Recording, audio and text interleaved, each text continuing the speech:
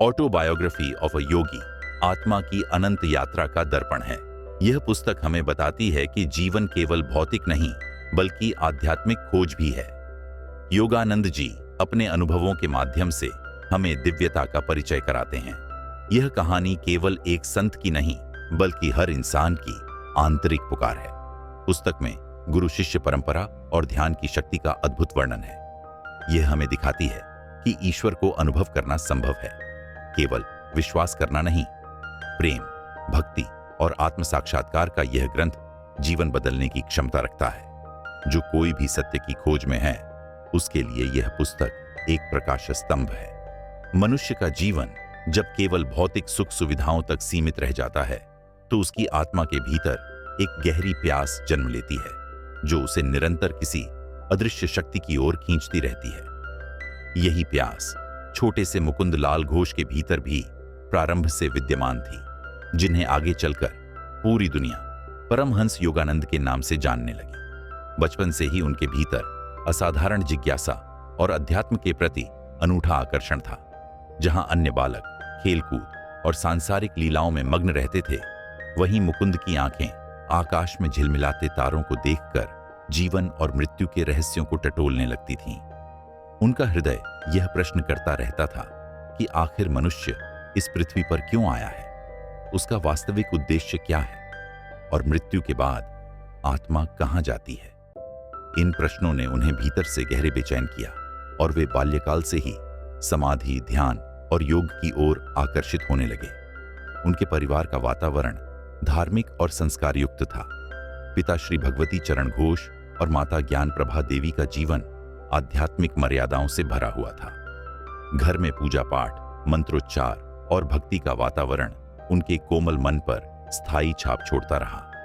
विशेषकर उनकी माता, जिनका व्यक्तित्व करुणा और अध्यात्म का साकार रूप था, बालक मुकुंद के जीवन की सबसे बड़ी प्रेरणा बनी। वे निरंतर ईश्वर के नाम का जप करती और अपने बच्चों को भी यह सिखाती कि संसार के पीछे भागने से आत्मा को शांति नहीं मिलती। शांति केवल भीतर की साधना और ईश्वर से साक्षात्कार में है। यह शिक्षा उनके मानस में गहराई तक बैठ गई। बाल्यकाल में ही मुकुंद के जीवन में कई रहस्यमयी अनुभव घटने लगे। वे अक्सर ध्यान की अवस्था में लीन हो जाते और कभी-कभी अपने भीतर अद्भुत प्रकाश की झलक पाते। जब उनके साथी बच्चे खेल में लीन रहते, तो वे चुपचाप किसी कोने में बैठ जाते और आंखें मूंदकर ईश्वर का ध्यान करने लगते। उस छोटी उम्र में भी उन्हें ऐसा लगता जैसे कोई दिव्य शक्ति उन्हें मार्गदर्शन कर रही है। उनका यह स्वभाव देखकर उनके घर के लोग भी अचंभित हो जाते, क्योंकि सामान्य बच्चों में ऐसी गंभीरता और साधना का भाव दुर्लभ ही मिलता है। धीरे धीरे जैसे जैसे उनका बचपन आगे बढ़ा, वैसे वैसे उनके भीतर ईश्वर की खोज और गहरी होती गई। उन्हें लगता था कि यह संसार केवल अस्थायी है और इसके पीछे कोई अदृश्य अनंत सत्ता है जो हर जगह व्याप्त है। वे बार बार अपनी माँ से पूछते, माँ, भगवान कहाँ रहते हैं? मैं उन्हें देख क्यों नहीं सकता? अगर वे सर्वत्र हैं तो मुझे उनकी झलक क्यों नहीं मिलती? उनकी माँ प्रेम पूर्वक समझाती, बेटा, भगवान को देखने के लिए केवल आंखें ही नहीं, हृदय को भी शुद्ध करना पड़ता है। जब तुम्हारा हृदय निर्मल होगा, तब भगवान स्वयं प्रकट होंगे। यह उत्तर उनके भीतर और अधिक आग जला देता और वे ध्यान की ओर और आकर्षित हो जाते। उनके जीवन का एक अत्यंत महत्वपूर्ण मोड़ तब आया जब उनकी माता ने उन्हें आशीर्वाद दिया और बताया कि वे दिव्य कार्य के लिए इस पृथ्वी पर आए हैं। उन्होंने कहा कि एक दिन उनका जीवन केवल उनके लिए नहीं रहेगा, बल्कि पूरी दुनिया उनकी शिक्षाओं से प्रकाश प्राप्त करेगी। यह वचन मुकुंद के हृदय में गहरे अंकित हो गया और उन्होंने अपने जीवन को उसी दिशा में ढालना आरंभ कर दिया। किशोरावस्था में प्रवेश करते ही उनकी खोज और भी तीव्र हो गई। वे महान योगियों और संतों से मिलने की आकांक्षा करने लगे। वे कभी घर से निकलकर हिमालय जाने की योजना बनाते, तो कभी साधुओं और फकीरों के संपर्क में आते। उनका मन पढ़ाई से अधिक साधना की ओर भागता। उनके पिता यद्यपि चाहते थे कि वे उच्च शिक्षा प्राप्त करें और जीवन में स्थिर हों, परंतु मुकुंद के भीतर की जिज्ञासा इतनी प्रबल थी कि वे बार बार सांसारिक बंधनों से मुक्त होने का प्रयास करते। एक बार तो वे सचमुच अपने मित्रों के साथ हिमालय की ओर भाग निकले।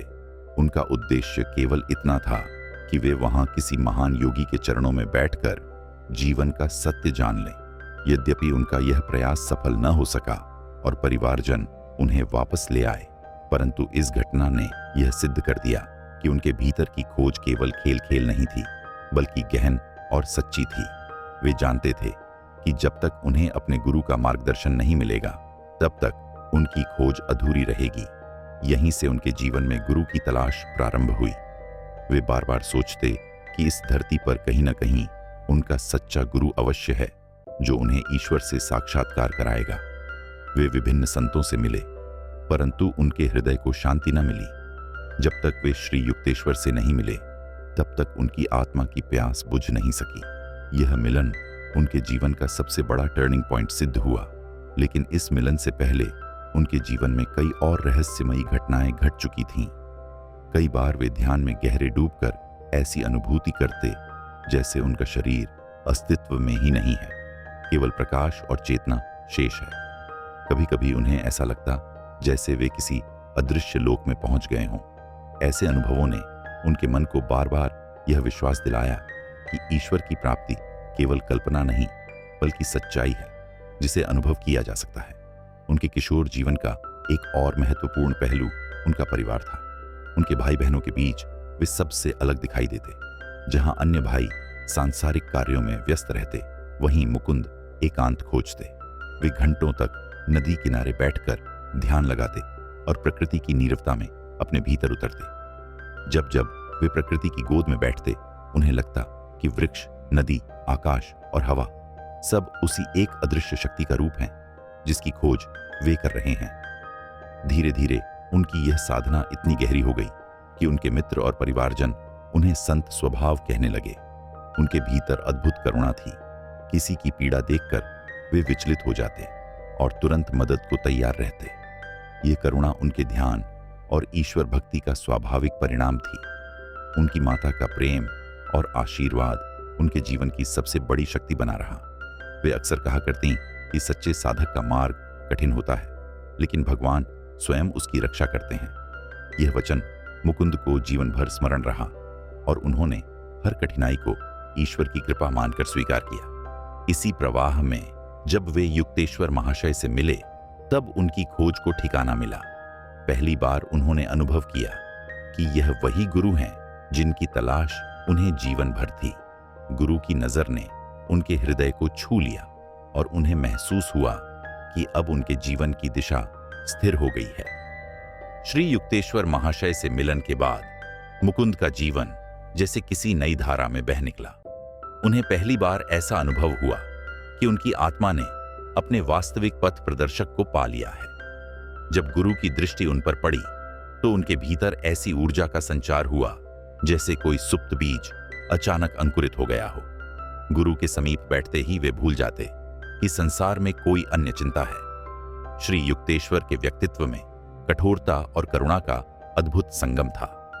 वे शिष्यों को कभी भी डील नहीं देते थे, क्योंकि उनका मानना था कि सच्चा साधक तभी पूर्ण बनता है जब उसका हर दोष और हर दुर्बलता गुरु की तपिश में तपकर स्वर्ण की तरह खरा हो जाए। मुकुंद ने महसूस किया कि यद्यपि गुरु की वाणी कभी कभी कठोर प्रतीत होती, परंतु उसके पीछे असीम प्रेम और करुणा छिपी हुई थी।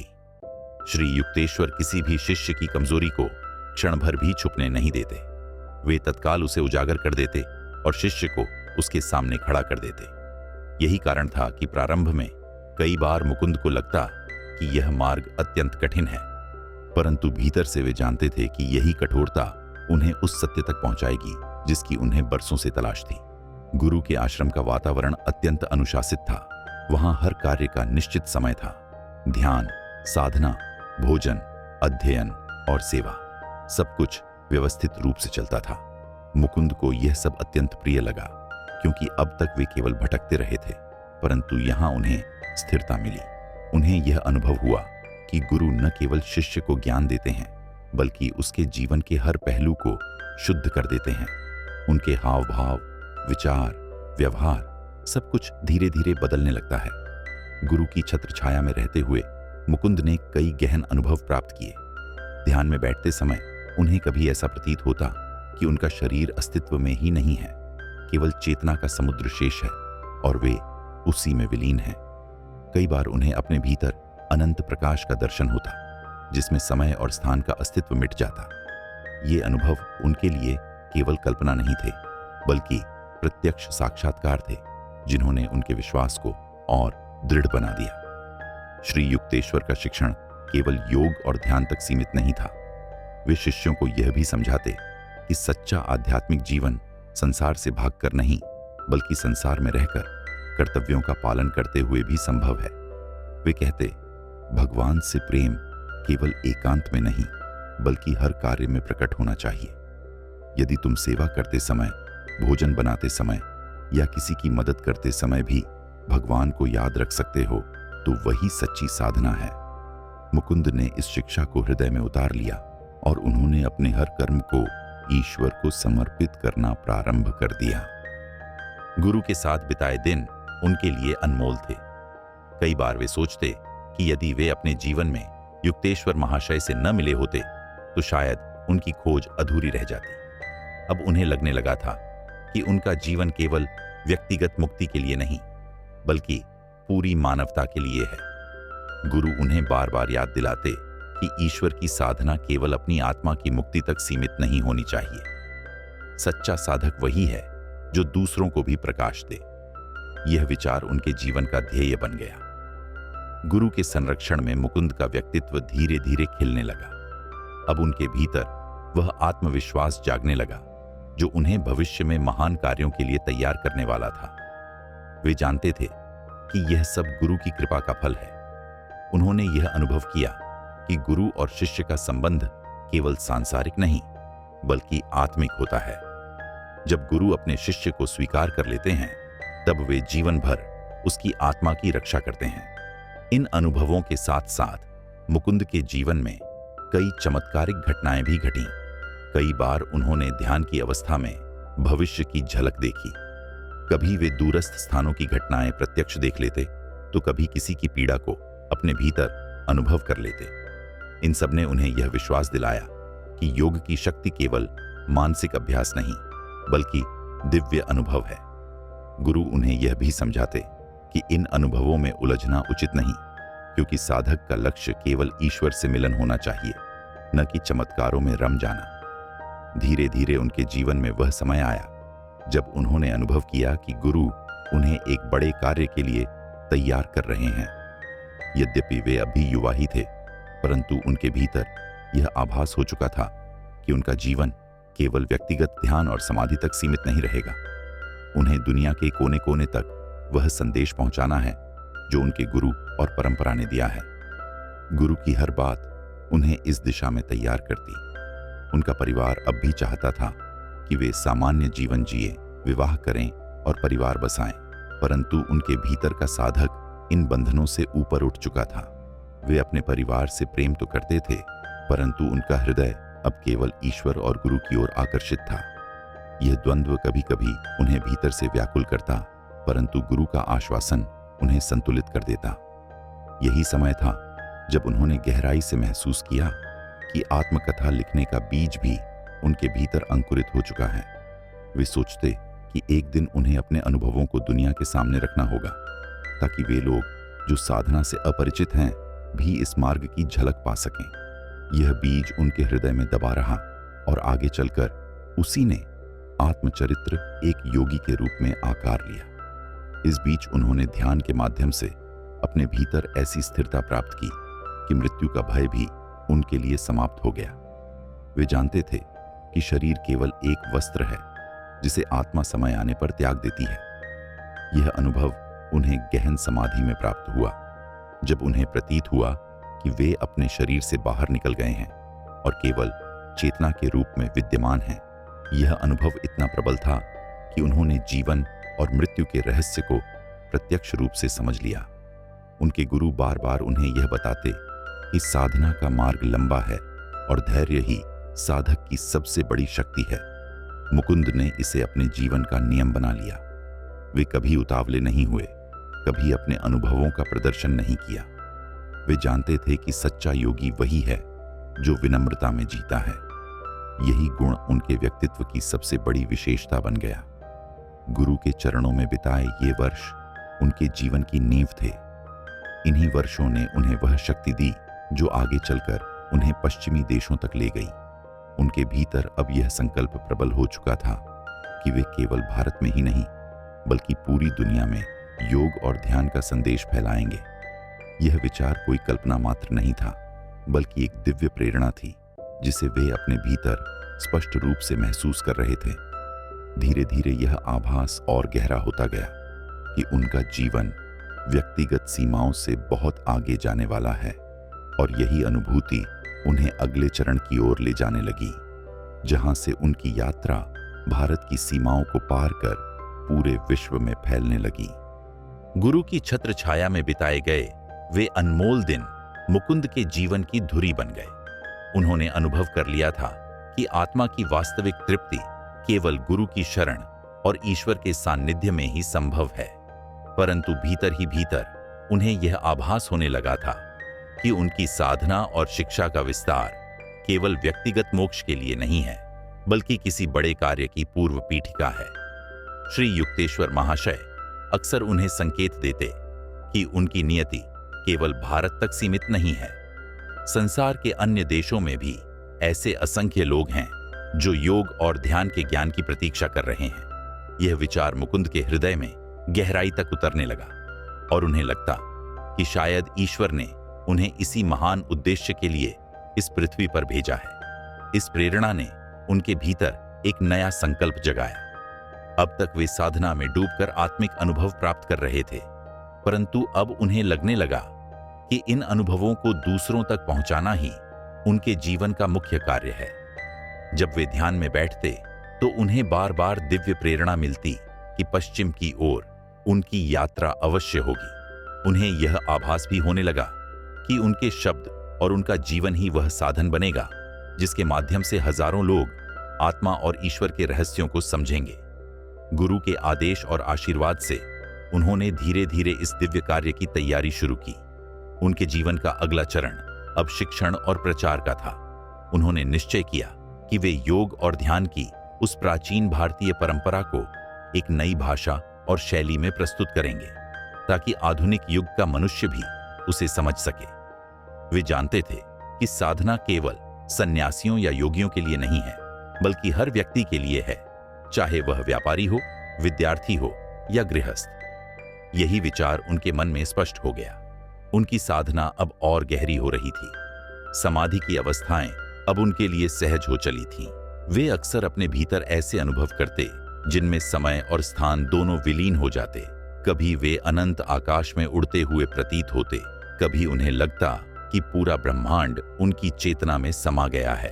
इन अनुभवों ने उनके भीतर ऐसा विश्वास भर दिया कि आत्मा असीम है और उसकी शक्ति अकल्पनीय है। जब वे इस सत्य को प्रत्यक्ष अनुभव कर चुके तो उन्हें लगा कि अब इसे छुपाकर रखना अपराध होगा। इसे संसार के साथ बांटना ही उनका धर्म है। धीरे धीरे वह समय आया जब पश्चिम की यात्रा के द्वार उनके लिए खुलने लगे। उन्होंने अपने गुरु से अनुमति ली और अमेरिका जाने की तैयारी शुरू की। यह निर्णय आसान नहीं था। परिवारजन चिंतित थे क्योंकि वे जानते थे कि एक बार यदि वे विदेश गए तो शायद उनका जीवन भारत में पहले जैसा नहीं रह पाएगा। परंतु योगानंद जी ने अपने हृदय की पुकार सुनी और यह निश्चय किया कि जो भी कठिनाइयां आएंगी वे उन्हें स्वीकार करेंगे। उन्हें विश्वास था कि यह यात्रा किसी साधारण कारण से नहीं हो रही बल्कि इसके पीछे ईश्वर की योजना है। अमेरिका की ओर प्रस्थान करते समय उनके मन में उत्साह के साथ साथ थोड़ी आशंका भी थी। नई भूमि, नई संस्कृति और बिल्कुल अलग जीवन शैली, सब कुछ उनके लिए अज्ञात था। परंतु भीतर की शक्ति और गुरु का आशीर्वाद उन्हें निर्भीक बनाए हुए था। जब जहाज ने समुद्र का मार्ग पकड़ा तो वे डेक पर खड़े होकर गहरे ध्यान में डूब गए। उन्हें ऐसा लगा कि सागर की लहरें भी उनके मिशन का स्वागत कर रही हैं। उन्होंने अपने हृदय में प्रार्थना की कि यह यात्रा केवल उनके लिए नहीं बल्कि अनगिनत आत्माओं के उद्धार के लिए सफल हो। अमेरिका पहुंचकर उन्होंने जो अनुभव किया वह उनके जीवन का नया अध्याय था। पश्चिमी समाज भौतिक सुख सुविधाओं में डूबा हुआ था, परंतु भीतर से खाली था। लोग बाहर से संपन्न और प्रसन्न दिखते थे, परंतु उनके भीतर बेचैनी और शून्यता थी।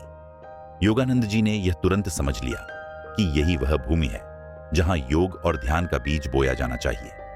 उन्होंने अपने व्याख्यानों और शिक्षाओं के माध्यम से यह बताना शुरू किया कि वास्तविक शांति बाहर की वस्तुओं में नहीं, बल्कि भीतर की आत्मा में है। उनकी वाणी और व्यक्तित्व का प्रभाव इतना गहरा था कि हजारों लोग उनकी ओर आकर्षित होने लगे। वे केवल ज्ञान की बातें ही नहीं करते थे, बल्कि उनके जीवन में वही सत्य झलकता था जो वे सिखाते थे। उनकी आंखों में करुणा, शब्दों में सरलता और आचरण में पवित्रता थी। यही कारण था कि थोड़े ही समय में वे अमेरिका में लोकप्रिय हो गए और लोग उन्हें एक सच्चे योगी के रूप में पहचानने लगे। उन्होंने वहां योग और ध्यान की कक्षाएं आरंभ की। पश्चिमी लोगों के लिए यह सब नया था, परंतु उनके सरल और वैज्ञानिक ढंग से समझाने के कारण लोग इसे सहजता से स्वीकार करने लगे। योगानंद जी ने यह स्पष्ट किया कि योग केवल शारीरिक व्यायाम नहीं है, बल्कि आत्मा और ईश्वर के मिलन की प्रक्रिया है। वे कहते, योग का अर्थ है मिलन, जीवात्मा और परमात्मा का मिलन। जब यह मिलन हो जाता है, तब जीवन का वास्तविक उद्देश्य पूर्ण होता है। धीरे धीरे उनके चारों ओर एक संस्था का निर्माण होने लगा। उन्होंने योगदा सत्संग सोसाइटी की स्थापना की और इसके माध्यम से योग की शिक्षा को व्यवस्थित रूप से फैलाना शुरू किया। उनके शिष्यों की संख्या निरंतर बढ़ने लगी और वे विभिन्न शहरों में जाकर व्याख्यान देने लगे। उनकी आत्मकथा का बीज अब और मजबूत हो रहा था।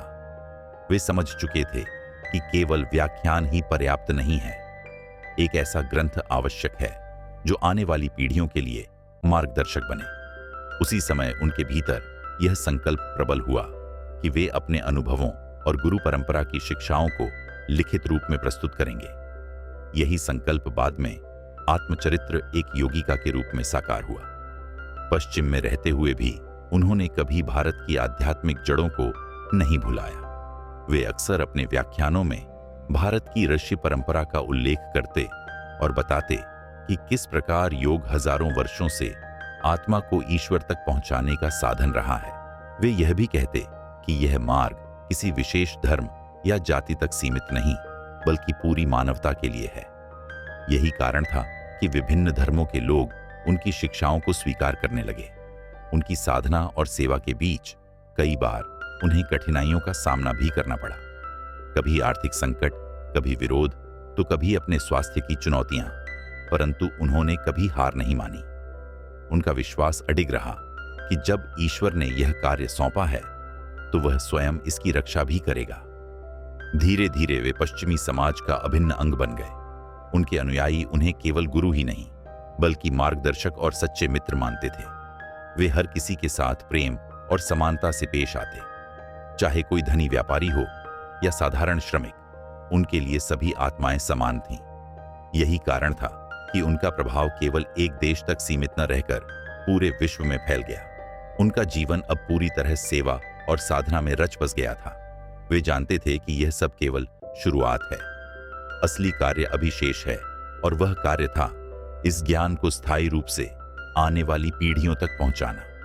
इस उद्देश्य से वे लगातार लिखते, व्याख्यान देते और साधना सिखाते रहे। उनका मिशन अब आकार लेने लगा था। उन्होंने महसूस किया कि यदि इस ज्ञान को स्थायी रूप से फैलाना है तो इसे संगठित रूप में प्रस्तुत करना होगा। इसी भावना से अमेरिका में उन्होंने सेल्फ रियलाइजेशन फेलोशिप SRF की नींव डाली, जो बाद में भारत में योगदा सत्संग सोसाइटी YSS के रूप में जानी गई। इस संस्था के माध्यम से उन्होंने साधकों को व्यवस्थित पाठ्यक्रम, ध्यान की विधियां और जीवन को संतुलित करने के व्यावहारिक उपाय दिए। इस कालखंड में योगानंद जी ने केवल आध्यात्मिक व्याख्यान ही नहीं दिए, बल्कि उन्होंने पश्चिमी जीवन शैली को गहराई से समझा। वे देखते थे कि आधुनिक मनुष्य भौतिक उन्नति और तकनीकी विकास में जितना आगे बढ़ा है, उतना ही भीतर से खोखला और बेचैन भी हो गया है। यही कारण था कि उनके उपदेशों का केंद्र हमेशा आत्मिक अनुभव और आंतरिक शांति पर रहता। वे स्पष्ट करते कि वास्तविक सफलता धन, पद या प्रसिद्धि में नहीं, बल्कि आत्मा की संतुष्टि और ईश्वर के मिलन में है। उनके व्याख्यानों में जब हजारों लोग सम्मिलित होते तो वे एक अनोखा अनुभव करते। योगानंद जी की वाणी मात्र शब्द नहीं होती, वह एक जीवंत शक्ति होती जो सुनने वालों के हृदय को स्पर्श कर जाती। लोग कहते कि जब हम योगानंद जी को सुनते हैं तो ऐसा लगता है जैसे हमारे भीतर कोई गहरी नींद से जाग रहा है। यही जागरण उनका असली उद्देश्य था। धीरे धीरे अमेरिका में उनका कार्य और विस्तार पाने लगा। उन्होंने विभिन्न शहरों में यात्रा कर लोगों को ध्यान और क्रिया योग की विधि सिखाई। यह क्रिया योग उनके गुरु श्री युक्तेश्वर जी और उनसे पहले लाहिड़ी महाशय तथा महावतार बाबा जी की परंपरा से प्राप्त हुआ था। योगानंद जी का दृढ़ विश्वास था कि यही क्रिया योग युगों युगों से साधकों को सीधे ईश्वर तक पहुंचाने का सबसे सुलभ साधन है। वे कहते, क्रिया योग आत्मा की उस चाबी की तरह है जो भीतर के ताले को खोल देती है और साधक को ईश्वर का अनुभव कराती है। पश्चिम में उनकी यह शिक्षा एक क्रांति के समान थी। बहुत से लोग जो पहले केवल भौतिक जीवन में डूबे हुए थे, उन्होंने ध्यान और साधना की ओर रुझान दिखाया। उनके अनुयायियों में डॉक्टर, वैज्ञानिक, व्यापारी, कलाकार और सामान्य श्रमिक तक शामिल थे। यह इस बात का प्रमाण था कि योग वास्तव में किसी एक वर्ग या देश की संपत्ति नहीं, बल्कि समस्त मानवता की धरोहर है। इसी समय के दौरान उनके भीतर अपनी आत्मकथा लिखने का बीज भी अंकुरित हुआ। वे अनुभव करते थे कि केवल व्याख्यान और व्यक्तिगत शिक्षण तक सीमित रहना पर्याप्त नहीं है। एक ऐसा स्थायी ग्रंथ आवश्यक है जो आने वाली पीढ़ियों के लिए मार्गदर्शक बने। इस विचार ने उनके मन में गहरी जगह बना ली और उन्होंने अपने जीवन के प्रसंगों, गुरु परंपरा की शिक्षाओं और योग के रहस्यों को एकत्रित करना शुरू किया। यह वही संकल्प था जो बाद में ऑटोबायोग्राफी ऑफ ए योगी के रूप में प्रकट हुआ। योगानंद जी के जीवन में यह दौर केवल बाहरी विस्तार का ही नहीं था, बल्कि भीतर से भी उनकी साधना और गहरी हो रही थी। वे चाहे कितनी भी व्यस्त दिनचर्या में रहते, ध्यान और ईश्वर स्मरण को कभी नहीं छोड़ते। वे अपने शिष्यों से भी यही कहते कि बाहरी सफलता तभी स्थायी है जब भीतर शांति हो। ध्यान के बिना जीवन अधूरा है। उनकी जीवन शैली इस बात का प्रमाण थी कि योग केवल सिद्धांत नहीं, बल्कि व्यावहारिक जीवन का मार्ग है। वे साधारण भोजन, अनुशासित दिनचर्या और सरलता का पालन करते। उनके निकट रहने वाले शिष्य कहते थे कि योगानंद जी का हर कार्य ध्यान की निरंतरता जैसा होता था। धीरे धीरे उनके चारों ओर एक गहरा आध्यात्मिक परिवार बनने लगा। शिष्य केवल उनकी शिक्षा से नहीं, बल्कि उनके स्नेह और करुणा से भी बंधे रहते। वे हर एक को यह अनुभव कराते कि वह ईश्वर का अंश है और उसके जीवन का उद्देश्य महान है। यही वह चरण था जब योगानंद जी केवल एक व्यक्ति नहीं रहे, बल्कि एक आंदोलन बन गए। उनका नाम अमेरिका के प्रमुख आध्यात्मिक नेताओं में लिया जाने लगा। अखबारों और पत्रिकाओं में उनके व्याख्यान छपने लगे और विश्वविद्यालयों ने उन्हें आमंत्रित करना शुरू किया। फिर भी उनके भीतर वही विनम्रता बनी रही। वे हमेशा कहते कि यह सब मेरा कार्य नहीं, गुरु परंपरा और ईश्वर की योजना है। मैं केवल एक माध्यम हूं। इसी बीच उन्होंने देखा कि पश्चिमी समाज में धार्मिक विभाजन और संप्रदायवाद की गहरी खाई है। उन्होंने स्पष्ट शब्दों में कहा कि सत्य धर्म केवल प्रेम है। कोई भी व्यक्ति, चाहे किसी भी परंपरा का हो, यदि वह ध्यान और भक्ति से ईश्वर की ओर बढ़ता है तो वह धर्म के मार्ग पर है। उनकी यह उदार दृष्टि ही उनकी शिक्षाओं को सार्वभौमिक बनाती थी। इस प्रकार अमेरिका में उनका यह कालखंड उनकी आत्मकथा के उस अध्याय की तरह था जहां साधना का बीज वृक्ष बनकर फैलने लगा। अब वे केवल गुरु के शिष्य नहीं रहे, बल्कि हजारों साधकों के गुरु बन चुके थे। उनकी आत्मा को यह आभास हो गया था कि ईश्वर ने उन्हें केवल भारत के लिए नहीं, बल्कि संपूर्ण मानवता के लिए भेजा है।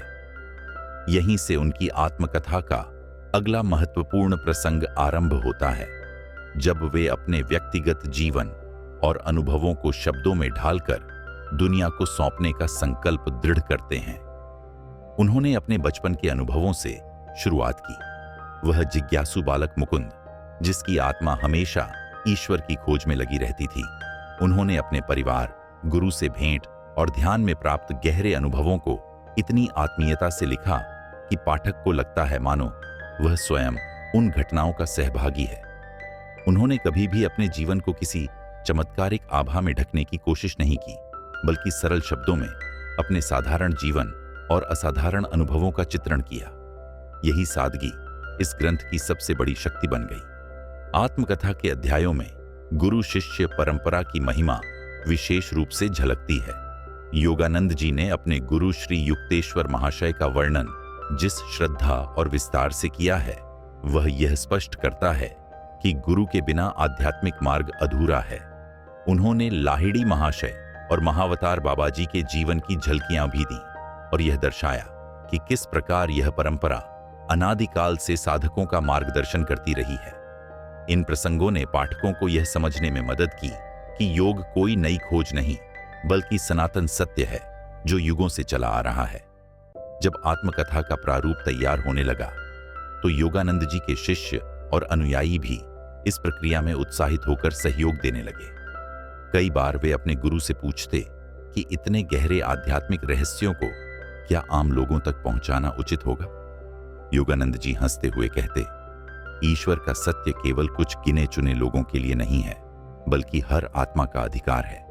यदि कोई तैयार है तो यह ज्ञान उसकी आत्मा तक पहुंचेगा। यदि वह तैयार नहीं तो शब्द उसके पास से यूं ही गुजर जाएंगे। 1946 में जब ऑटोबायोग्राफी ऑफ ए योगी पहली बार प्रकाशित हुई तो यह केवल एक पुस्तक का प्रकाशन नहीं था, बल्कि एक आध्यात्मिक युग का उदय था। इस पुस्तक ने पश्चिमी समाज में गहरी हलचल मचा दी। लोग जिन्होंने योग और ध्यान के बारे में केवल नाम सुना था, उन्होंने पहली बार उसके पीछे की सजीव परंपरा और अनुभवजन्य विज्ञान को पढ़ा। पाठकों को यह ग्रंथ केवल आत्मकथा नहीं, बल्कि एक जीवित मार्गदर्शक लगा। प्रकाशन के तुरंत बाद इस पुस्तक की मांग अप्रत्याशित रूप से बढ़ने लगी। अमेरिका और यूरोप में हजारों लोगों ने इसे पढ़कर अपने जीवन की दिशा बदली। बहुत से लोगों ने लिखा कि हमने पहली बार समझा कि आध्यात्मिकता कोई कल्पना नहीं, बल्कि प्रत्यक्ष अनुभव है। वैज्ञानिक, कलाकार, दार्शनिक और सामान्य गृहस्थ सबके भीतर यह पुस्तक एक नई चेतना का संचार करने लगी। इस पुस्तक की सबसे बड़ी विशेषता यही थी कि इसमें योगानंद जी ने धर्म और संप्रदाय की सीमाओं को तोड़ दिया। वे स्पष्ट कहते हैं कि सत्य केवल एक है, चाहे कोई भी उसे किसी भी नाम से पुकारे। उन्होंने दिखाया कि योग और ध्यान का मार्ग किसी विशेष धर्म से बंधा नहीं है, बल्कि हर आत्मा का अधिकार है। इसी कारण यह पुस्तक हिंदू, ईसाई, मुस्लिम, यहूदी और नास्तिक सभी के लिए समान रूप से प्रेरणा स्रोत बनी। आत्मकथा में योगानंद जी ने कई अद्भुत प्रसंगों का भी उल्लेख किया, जैसे महान संतों के साथ उनकी भेंट, आध्यात्मिक सिद्धियों के प्रत्यक्ष अनुभव और ध्यान में प्राप्त दिव्य साक्षात्कार। परंतु उन्होंने कभी इन्हें चमत्कार के रूप में प्रस्तुत नहीं किया, बल्कि यह समझाया कि यह सब मनुष्य की आत्मा की असीम संभावनाएं हैं, जिन्हें हर साधक साधना द्वारा प्राप्त कर सकता है। यही कारण था कि पाठकों ने इन प्रसंगों को किसी काल्पनिक कथा की तरह नहीं, बल्कि प्रेरणादायक सत्य की तरह स्वीकार किया। इस पुस्तक ने पश्चिम और पूर्व के बीच एक सेतु का कार्य किया, जहां पश्चिमी पाठक भारतीय योग परंपरा से पहली बार गहराई से परिचित हुए, वहीं भारतवासियों ने भी यह अनुभव किया कि उनकी आध्यात्मिक धरोहर अब पूरी दुनिया तक पहुंच रही है। यह केवल योगानंद जी का ही नहीं, बल्कि समूचे भारत की आत्मा का वैश्विक उदय था। योगानंद जी स्वयं इस पुस्तक की सफलता को अपनी नहीं मानते थे। वे कहते, यह पुस्तक गुरु परंपरा का उपहार है, मैंने केवल ईश्वर की इच्छा को पूरा किया है। उनके लिए यह ग्रंथ केवल साहित्य नहीं था, बल्कि एक जीवित साधना थी जो हर पढ़ने वाले के भीतर जागरण का कार्य करती है। धीरे धीरे ऑटोबायोग्राफी ऑफ अ योगी का प्रभाव इतना व्यापक हो गया कि यह पुस्तक न केवल आध्यात्मिक साधकों बल्कि आम पाठकों की भी प्रिय बन गई। अनेक विश्वविद्यालयों ने इसे अपने पाठ्यक्रम में शामिल किया। विश्व के प्रसिद्ध विचारकों और वैज्ञानिकों ने इसकी प्रशंसा की। कहा जाता है कि इस पुस्तक ने असंख्य लोगों को ध्यान और आत्मिक साधना की ओर प्रेरित किया। इसके प्रकाशन के बाद योगानंद जी के मिशन को नई ऊंचाई मिली। उनकी शिक्षाएं अब केवल कक्षाओं या व्याख्यानों तक सीमित नहीं थीं, बल्कि हर उस व्यक्ति तक पहुंचने लगीं जो कहीं भी बैठकर यह पुस्तक पढ़ता और प्रेरित होता। यह उनके मिशन का वैश्विक विस्तार था, जिसकी उन्होंने अपने गुरु के चरणों में रहकर कल्पना की थी और जो अब वास्तविकता बन चुका था। उनके अनुयायी और शिष्य इस पुस्तक को केवल एक ग्रंथ नहीं, बल्कि अपने गुरु का सजीव स्वरूप मानते थे। जब भी कोई साधक इसे पढ़ता तो उसे ऐसा लगता कि स्वयं योगानंद जी उसके सामने बैठे हैं और अपने अनुभव साझा कर रहे हैं। यही इस आत्मकथा की सबसे बड़ी विशेषता थी कि यह शब्दों से परे आत्मा को स्पर्श करती थी। इस प्रकार ऑटोबायोग्राफी ऑफ ए योगी केवल एक आत्मकथा नहीं रही, बल्कि एक वैश्विक आध्यात्मिक आंदोलन का आधार बन गई। इसके माध्यम से योगानंद जी ने संसार को यह संदेश दिया कि हर आत्मा ईश्वर की संतान है और उसके भीतर अनंत शक्ति छिपी है। यदि मनुष्य ध्यान और साधना का मार्ग अपनाए तो वह जीवन की हर सीमा को पार कर सकता है। यह ग्रंथ अब एक अमर धरोहर बन चुका था। योगानंद जी जानते थे कि उनका शारीरिक जीवन सीमित है, परंतु यह पुस्तक आने वाली पीढ़ियों तक उनके विचारों और अनुभवों को जीवित रखेगी। यही कारण था कि उन्होंने इसके प्रकाशन को अपने जीवन की सबसे बड़ी उपलब्धि माना।